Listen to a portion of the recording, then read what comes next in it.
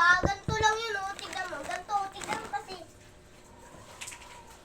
Naminom lang kami ng tubig. Hindi naman kami nagpukulit at nagtatakbo-takbo sa labas. Pinaprank namin siya nang umalis kami. Alam niyo ba? At di naman namin sa kanya sinabi, di naman namin sa kanya sinabi nag-cutting class kami, ha. Oh, alam na. Sinasabi ko sa kanya, teacher, please, cutting class. Pag mga ibang kaklase ko, pinapayagan niya. Kami lang hindi, parang ang init ng ulo niya sa amin. Parang ang tangit kasi yung teacher natin.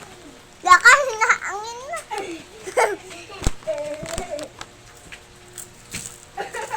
Bumalik na daw ako doon. Pinapasok nila kayo sa classroom. Ayaw nga, nandito lang kami.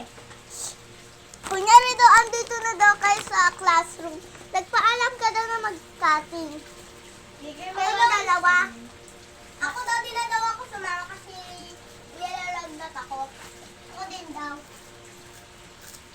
Oo. Pero ito tayo nilalagnat kasi daw ano tayo. Di kayo sasama sa picnic?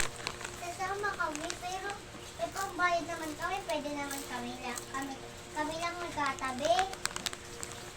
Diba? Di ba kayo sasama sa picnic ng cutting? Sasama ako pa sa cutting. Te, paano di na nakikita o paano na maasi mo? Hi guys! Uy! Uy! Huwag mo ibaliktad.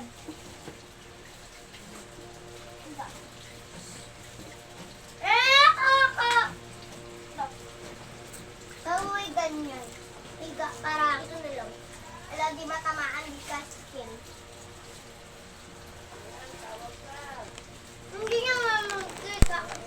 Tawag ka mayang.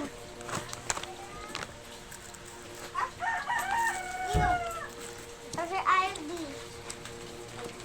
Hindi naman siya tawag. Ano? Oh! Yeah! Baliktad yung pagsampay nun. Bye-bye, mayang. Bye-bye. Bye. Bye-bye ka pa. Hindi na.